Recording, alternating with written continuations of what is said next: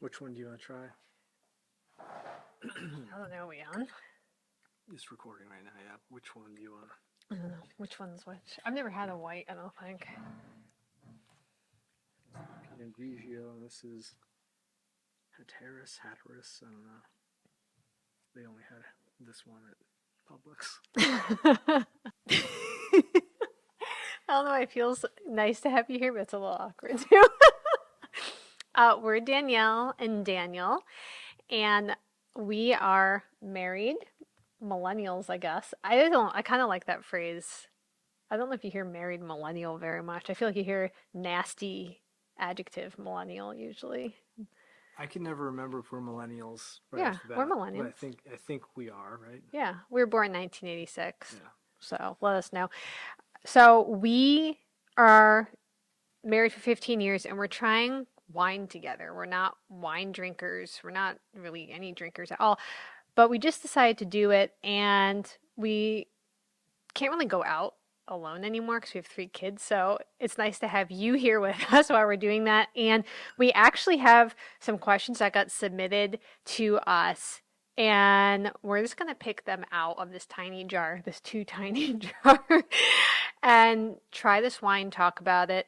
And I think this was a suggestion. Yeah, so somebody on the first video commented about this, and I'm assuming it's Ecco Domani or Domini. I don't know. It's Pinot Grigio, and it was suggested. They said try that out. So um, I get my wine from Publix because You that's get it. how sophisticated I am, and it was there on the Publix delivery app. This is So I thought, all another right, I non-cork. couldn't see it. I don't When know. are we going to get a It was cork? recommended. Someone on All the right, channel well, recommended it. So I had red wine before. I don't know if I've ever had this. This looks like the kind of juice you have when you're a kid and you're not allowed to have, like just the seems like white grape juice. yeah, that's what I The mean. Thanksgiving white grape Yeah, juice. Thanksgiving white grape juice. So why don't we try that? And All I'll right. I'll let you pick these. Like I printed them out so I know what's in here. Oh my goodness, what the heck? There we go. And if you have a question for us, leave it below and I'll print it out. It's like an ASMR channel. I think I just banged my mic with my arm. Are you supposed to sniff wine, or I is don't that know. like not polite? I can't tell if you're like I supposed to think put your face in it and I smell, think or you're if that's a thing supposed you to, do. but all the things I see wine drinkers do feel so embarrassing. I'm not at a place yet where I could I make feel like you're myself supposed to do do it. this and then be like, Yeah, I don't know. I'm just gonna taste it. it smells like when you had juice as a kid and it went kind of flat, like a ginger ale went flat or something. Hmm. I don't Oh think. my goodness, that is so not like red wine. Well, I kind of feel like it tastes the same on some No level, way. but I think I'm not quite sophisticated enough for it. That is Because so. We should I have done a also side feel by like I'm side having one. there's like a, I don't know, like an egg, like a sulfur kind of a Yeah, taste, I think so. maybe. Like, I didn't expect it to be that potent because it doesn't look. Is it bubbly? no, there's no bubble. It didn't seem as bad the second time. That was I just think maybe not I like was the just like first one. surprised by it. The red one we tried in the first video was a I can't even say Cabernet Sauvignon. I don't know. It's And I definitely liked not it. as it's not as sweet. Like it doesn't Mm, taste as much like a berry or something. yeah. I wonder if it says what it's supposed to taste like on here.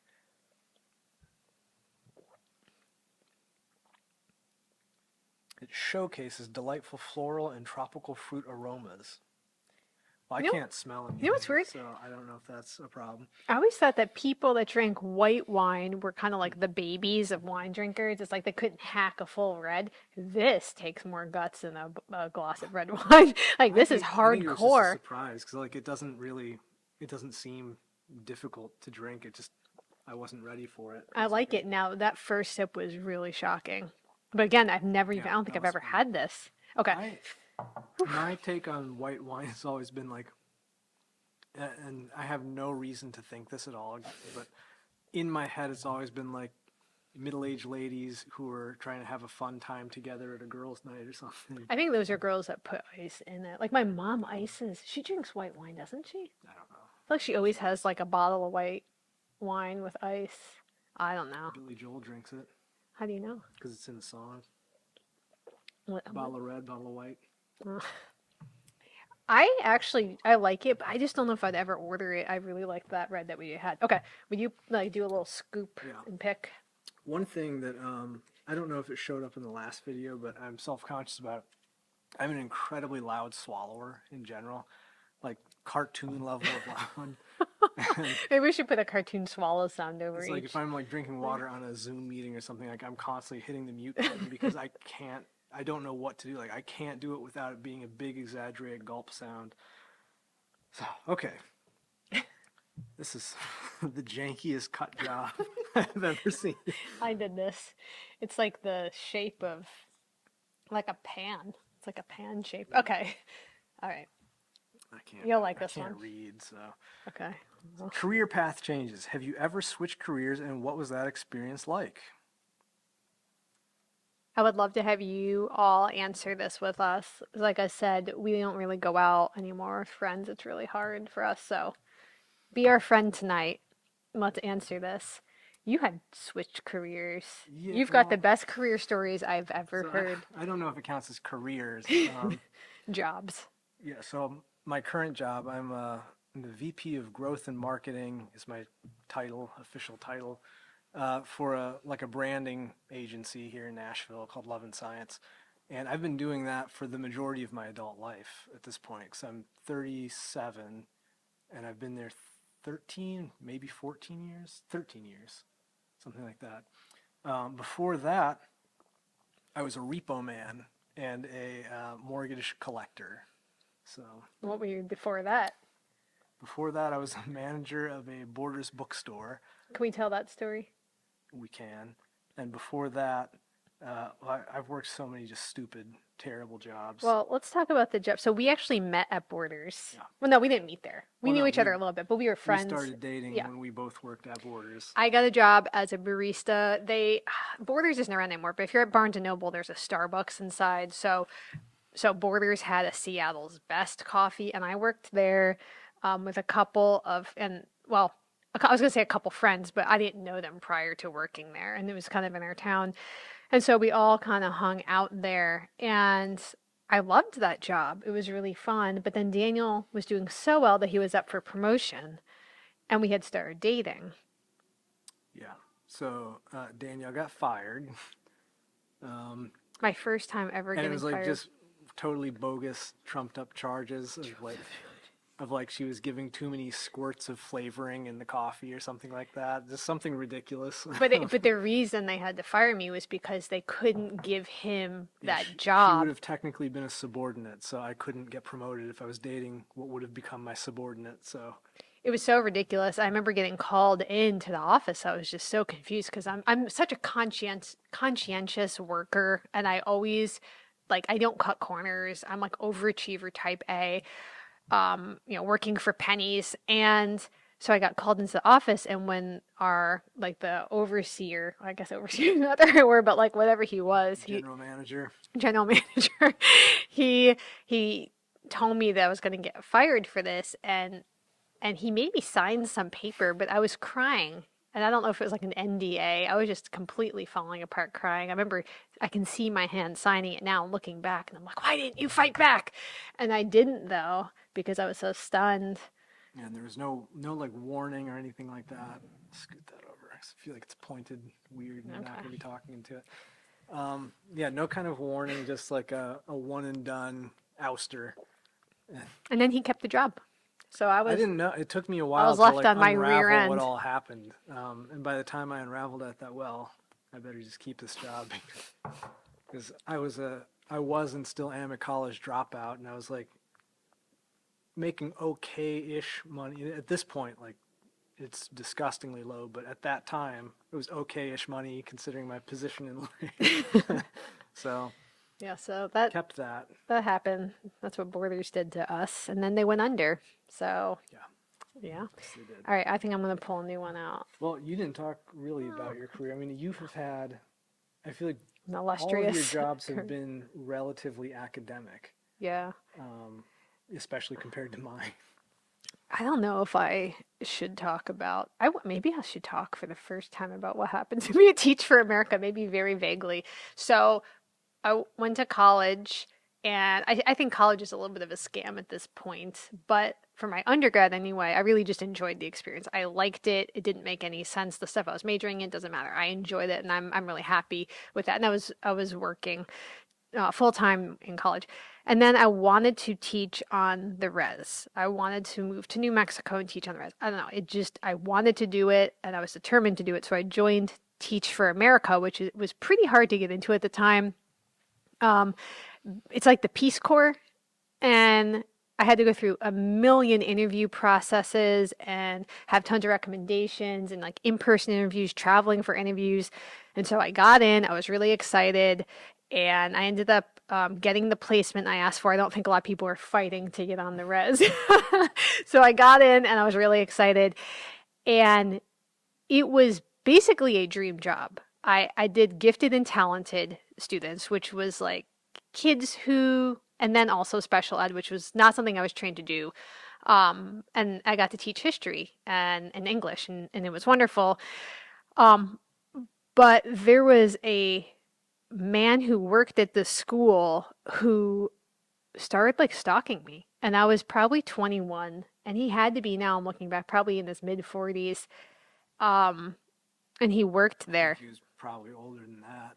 Well, and the other thing with the school was on the res here anyway, the kids boarded at the school during the week. So it was like a campus. There was no town. It was just the school.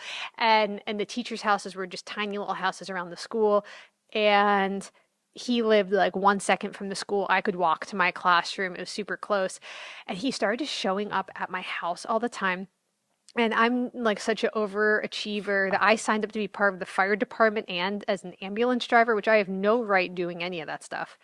And so I remember one Sunday he wanted to maybe it's a Saturday, go out on a run on the ambulance and like literally picking up intoxicated men who had passed out on the side of the road on the res. Like no street lights. Like what I'm saying, out in the middle of nowhere, imagine desert, mesas, and then us in this ambulance.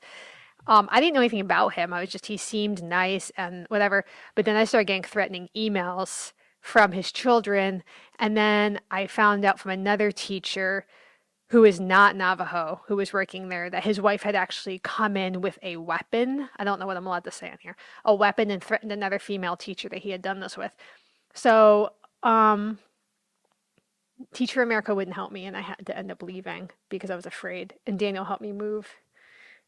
So that was the beginning and end of my favorite job. But before, like the wife and kids got involved, he was sending what, like 5 e-cards a day, like the most E-cards. grotesque, like, flash animation e-cards you've ever seen. Yeah, if you don't know what an e-card is, count yourself blessed. Yeah, I was getting a ton. He would call me all the time, and I remember telling Daniel we were dating, and like, I don't know, I just never see red flags. I was just thinking this guy's helping me get into the community or whatever. Cool. And Daniel was like, this guy, this guy. So yeah, I was pretty naive back then. So yeah, I have taught after that, but that was a really sad kind of ending to a career. Despite I need a I need a change here. Okay. All right, let's see here. This one says, did you collect anything in the 80s or 90s, I guess, for us? Because some of these people were older submitting it. Like stickers, baseball cards, action figures. What was your prized collection? Maybe just like childhood prized collection as a millennial. I know mine. We'll go for yours No, no, then. no. I just talked way too much. All right, so I did collect a lot of baseball cards. I was super into that. Also, the 12-inch tall GI Joes, the Hasbro, I think it was Hall of Fame, I think it was called. But I liked those a lot.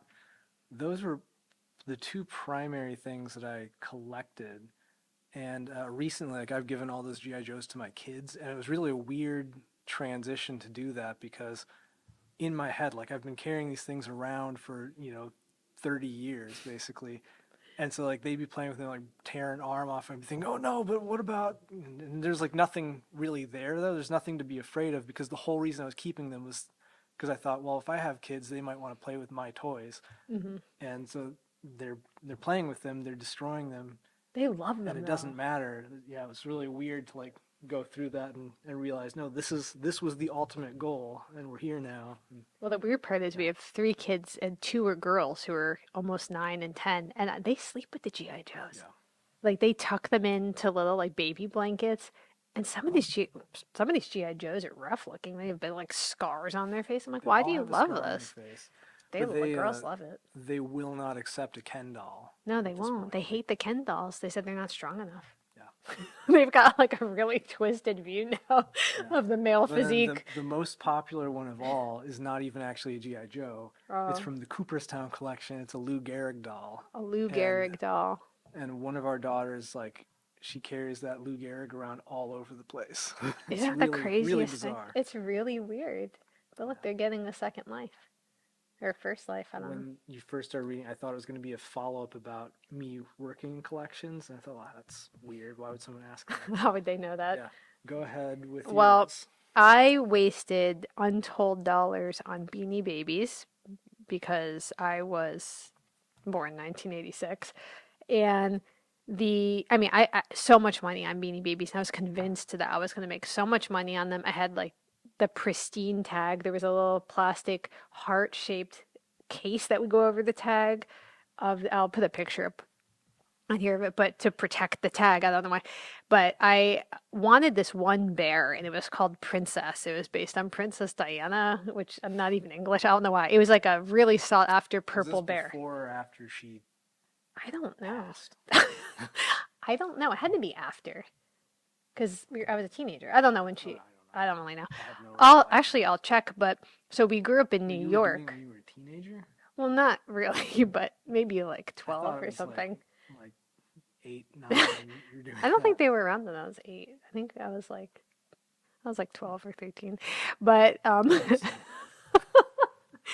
they had this princess one, and there was a special version that you could get only in Canada. And so we were in New York, and my aunt lived in Buffalo, which is right on the border basically of Niagara Falls. And so my mom and my aunt and I went into Canada to buy the Beanie Baby, but apparently you need to declare things. And I was afraid they were going to take her away, so I hid her under the seat. And so I don't know what was allowed, but I got that thing out of there back into the United States. And now they're worth nothing. And I gave them to the kids, and the kids immediately ripped the tags off. And I was like, and they're playing with them. So that's what I was collecting. You know what else I did? Pogs. Yeah, I had Pogs. I didn't have a huge amount of those. I never really knew what the game was. I just knew like everybody else, all my friends liked them, so I You never knew how to do a got some slammer? too. I had a slammer, but I didn't. You know what to do? Most of like my game experience as a kid, most of the games we got were like from garage sales and didn't have the instructions. And there was no like, Yeah. readily available internet, so I couldn't just look up the instructions. So we would just kind of like mess around, figure out our own version of a game, and just have No. no idea what the real rules were. Pogs had rules. Pogs, you would have a stack of the little cardboard circles, and I think they were face down, and you took your slammer and you would like try to like angle it down to flip as many as you could over. It was like mixed between you and your friends, and any ones that were face up, you got to take. And so people had the slammer was Hard to, like keep that from being a loud swallow on an hour. the slammer was like a really thick metal thing. You like Yeah, push it down. I had those. I loved Pogs so much that I got a Pog maker machine, and I made one with my 4th grade school picture, and I was giving it out to people. I still have one, and it's a bad picture, but I was just passing them out because it was like free Pogs. Everyone liked the Pogs. Yeah, we didn't have a Pog maker, but my sister and I made Pogs freehand. Freehand. Freehand out of cardboard, and like we just draw something and glue it on. So Those were super fun. That was super fun. I don't think this is a millennial question, but I just like hearing what people collect. So tell us what you collect. I feel like we still collect stuff. Like I feel like I'm a collector at heart still. I like to have collections of things. You collect guitars I and synthesizers try not to. and I instruments of just all have kinds. a bunch of He has guitars. a lot. He has a lot of guitars. What else do you collect? I think that's about it at this point. Instruments. I guess I thought I collected stuff. Do I have anything anymore? I don't think so. I feel like I'm not a person anymore, so it doesn't. I mean, I I do have I naturally am kind of hoarder's the wrong word, but I kind of like when I get an interest, I go all in on it and become Yeah. fascinated in that one thing. So like when you started doing any of your YouTube stuff, I Hmm. got into cameras and immediately I've got Yeah. like a million lenses and things like Yeah. I that. don't know how to work any of that stuff. I'm glad you Yeah, do. I'm gonna I'm have just more of this. intrigued by gear in general. I want to feel like the first sip taste again because it started to mellow out. Yeah, Didn't it? Wasn't it powerful yeah, at it first? felt It knocked me like it. off my seat. It seems I don't know, almost more like a seltzer or something. It felt like It's a like flat it's like seltzer. it feels a lot lighter to me, which I think is probably pretty obvious since it's a This has white. bubbles in it. Is that just from being This poured is from or? being poured. Oh, Yeah, because when I look at the rest of it, it's like I don't totally know. see through. I can't tell. I can't tell. Okay. Let's see here. How long have we been doing this? Can you read? No idea. I 27 can't minutes see. maybe? Is it cheating if I'm doing it publicly? Okay, I have to do this one, whatever long it is.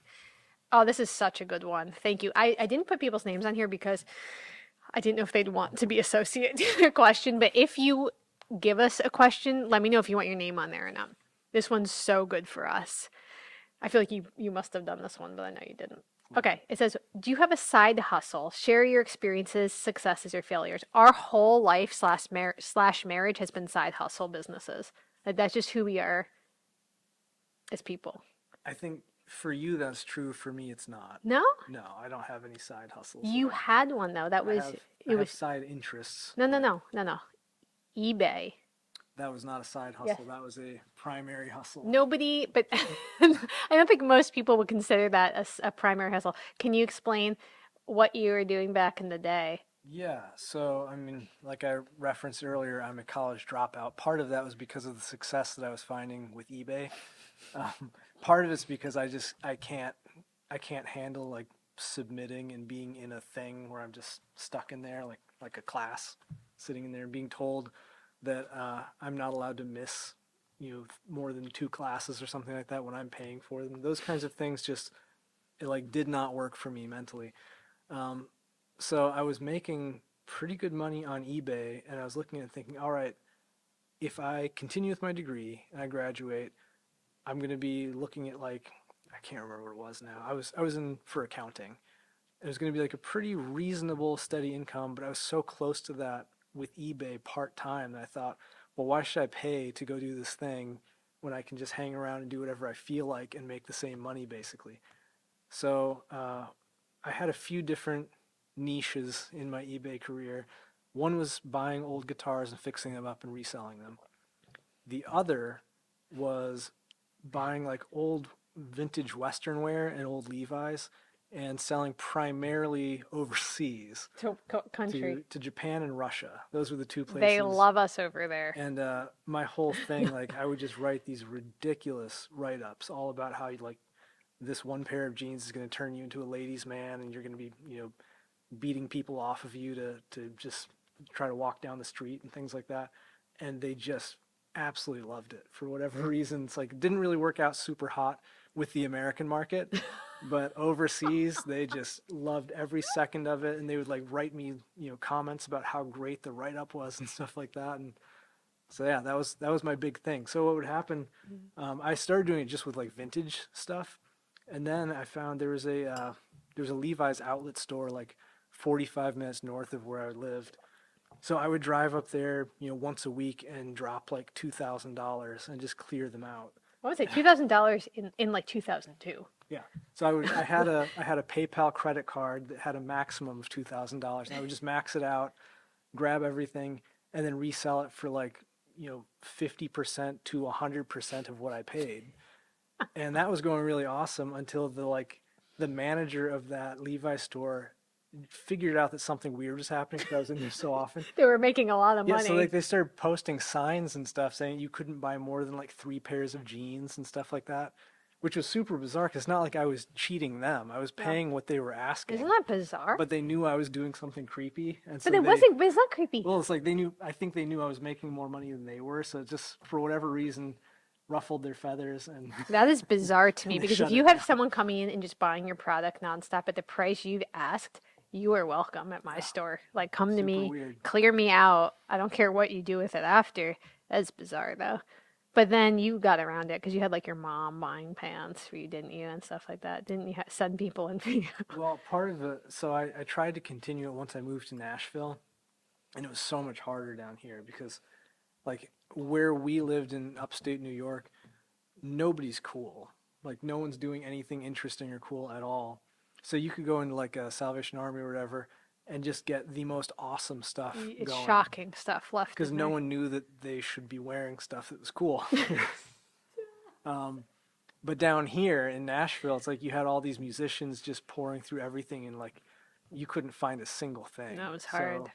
So that kind of dried up the eBay business. You did good though. You made a lot of money. You taught me vintage clothes, You things like did that. it like I could never really break into women's wear. I couldn't figure it out. And Yeah, I think that was yeah. you were It able to was. kind of corner that market. There's a lot of money in that. It was fun. I had a lot of fun because I loved teaching, but there were so many obstacles to teaching in the classroom, which maybe we'll get to at some point. But it was just, man, the freedom of waking up in the morning, getting in the car, getting a coffee or making coffee and bringing it because we were poor, and being able to just go shop at Goodwill for a couple hours and then come home and I would take pictures, I'd write, do measurements, write everything up and put it up. And the craziest thing was I learned that one man's trash is another man's treasure because I found out that there were certain things that to me I would have say, well, this isn't cool, I don't care about this.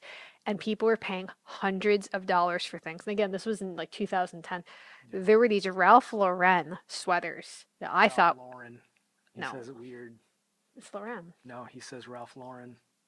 I don't believe it. It But sounds worse than Loren. I don't Ralph know why he Lauren. doesn't say Ralph Lauren. Well, Because it's a made up name anyways. oh, it Real is? name's like Ralph Lipschitz or something like Ooh. that. I'm glad he Yeah. did Lauren or Lauren. He had these sweaters and they were like big, bulky sweaters and they have like a knit bear. So ugly. But they had it almost always, I'd see them with a tag on it still at Salvation Army or Goodwill. I was like, this must be like an estate sale thing or somebody died and they just put all the clothes in a bag.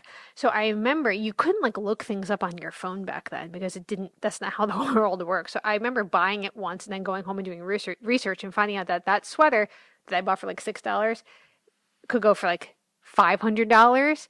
And so I would find those all over the place and sell those. And we were extremely poor when we were first married. Like, I'm not even joking, like, very poor.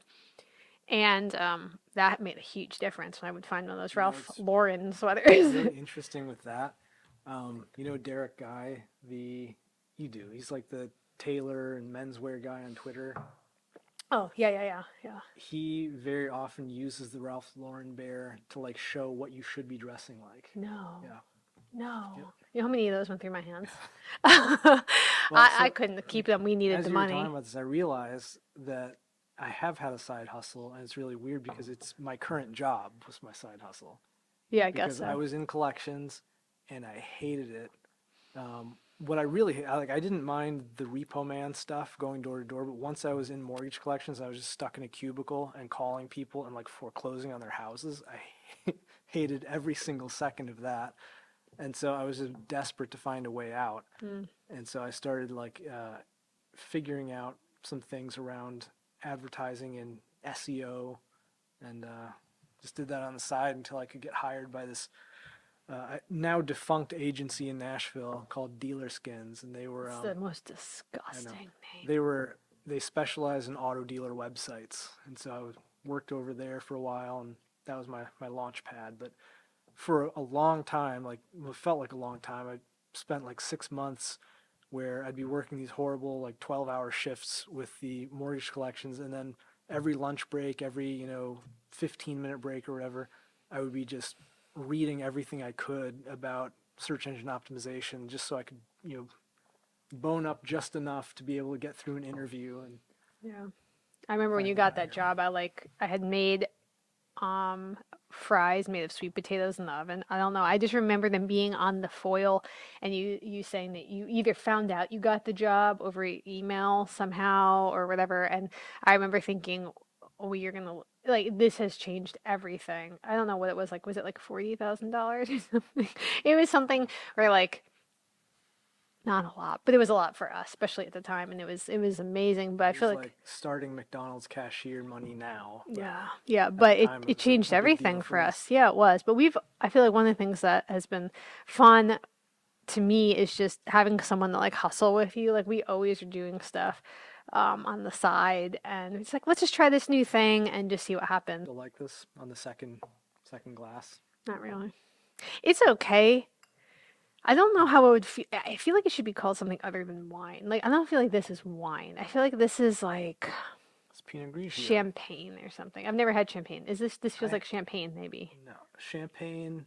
I have had a couple of times, and Is it it's bubbly? bubbly. That sounds fun. It's kind of like this, but bubbly.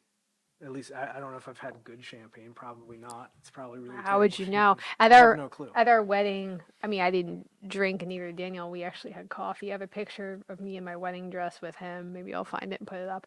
And we were drinking coffee. How does this stack up to McManus for you? I really liked that one. I wanted it after the video. I thought it was pretty good. Like I don't This is hate this. okay. It's just such a It's departure, it's a completely different animal. and I don't know. It feels thin.